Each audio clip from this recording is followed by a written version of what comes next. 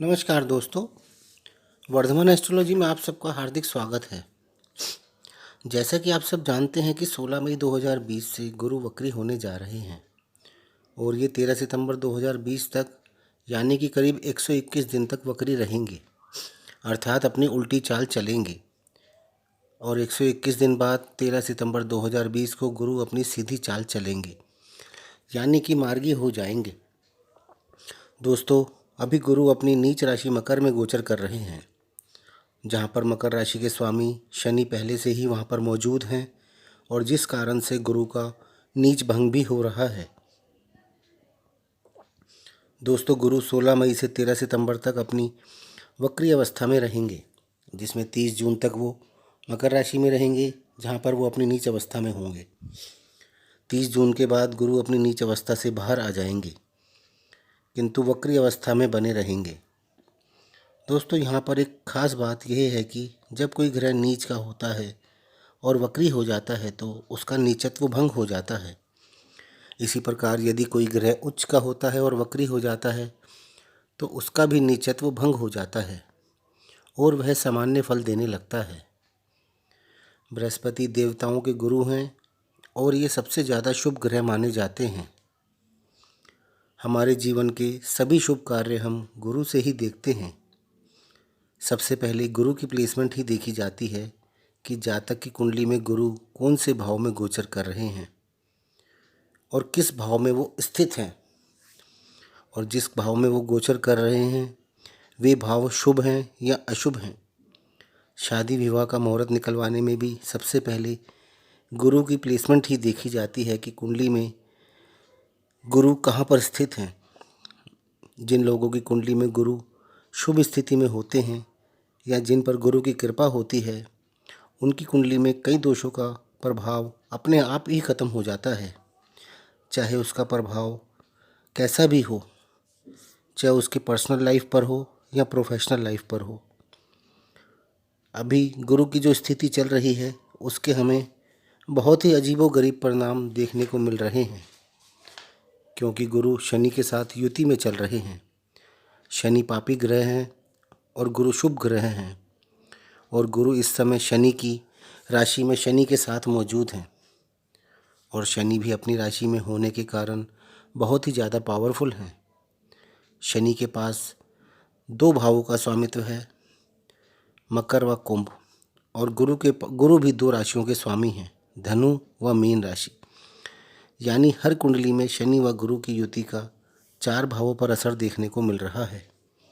और 23 सितंबर 2020 तक तो राहु भी अपनी उच्च राशि मिथुन में ही रहेंगे। ज्योतिष के अनुसार देश में इस समय चल रही महामारी का कारण भी राहु को ही माना जा रहा है, और इस समय राहु अपनी उच्च अवस्था में भी हैं। ऐसा माना जा रहा है कि जब तक राहु का गोचर मिथुन से वृष राशि में नहीं हो जाता तब तक यह बीमारी पूरी तरह से ख़त्म नहीं होगी। यानी अभी हमें 23 सितंबर 2020 तक इंतज़ार करना पड़ सकता है। दोस्तों, बृहस्पति मुख्यतः धन, ज्ञान व संतान के कारक माने गए हैं। बृहस्पति को हम धर्म गुरु भी मानते हैं, इसलिए बृहस्पति राजा को भी सलाह दे सकते हैं। गुरु 3 नक्षत्रों के स्वामी हैं, पुनर्वसु, विशाखा और पूर्वा भाद्रपद। आपको गुरु के इस वक्री काल में कोई भी नया काम शुरू नहीं करना चाहिए। आप इस समय में अपने कोई भी रुके हुए कार्य पूरे कर सकते हैं। अगर आप इस समय में कोई नया कार्य करते हैं तो उसमें अभी या कुछ समय बाद अवश्य ही कोई ना कोई प्रॉब्लम आ सकती है।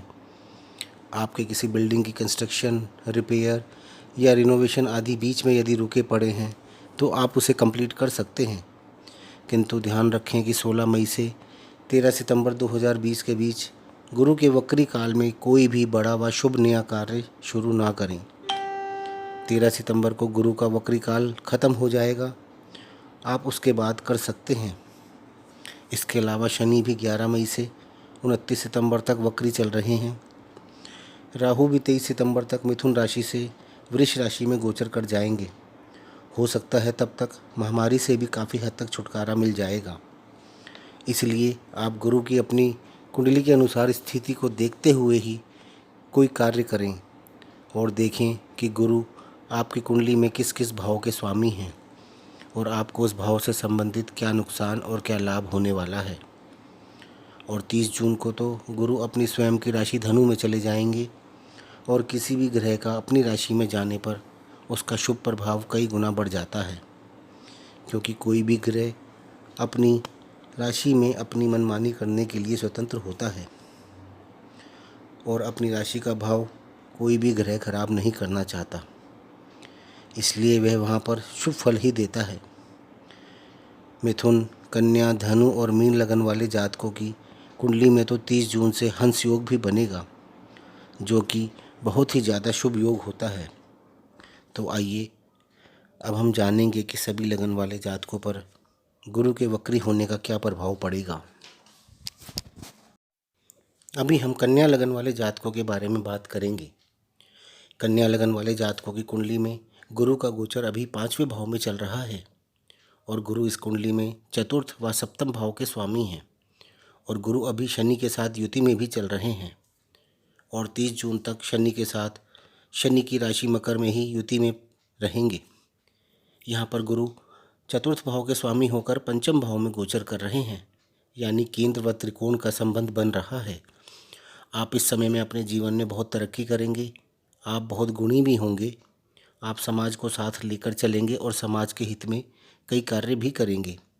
आपकी संतान भी आपको सहयोग देगी।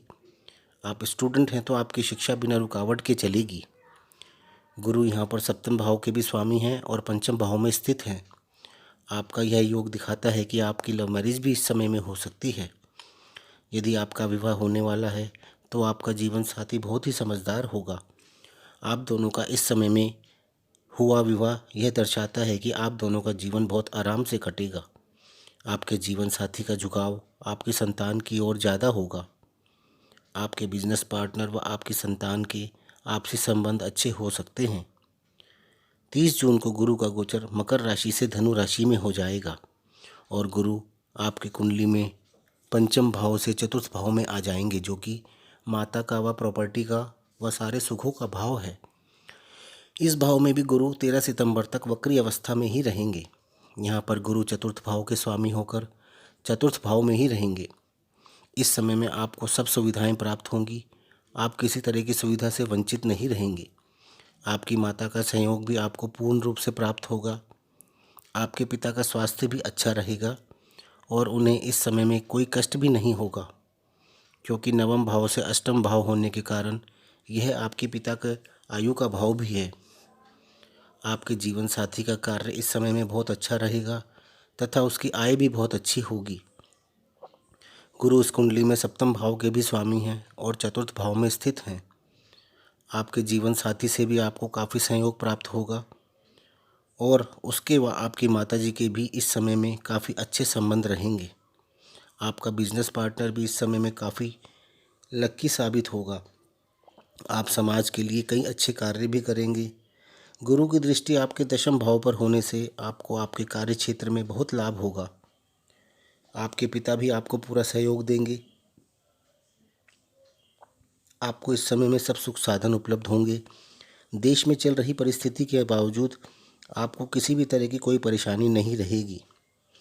13 सितंबर को गुरु मार्गी हो जाएंगे और अपनी अगली राशि मकर की ओर बढ़ना शुरू कर देंगे और 20 नवंबर को गुरु का गोचर मकर राशि में हो जाएगा। तो दोस्तों, ये था कन्या राशि वाले जातकों के लिए गुरु के वक्री होने के प्रभाव। आपको यदि मेरा ये वीडियो पसंद आया हो तो इसे लाइक अवश्य करें, साथ ही हमारे चैनल को सब्सक्राइब भी करें। धन्यवाद।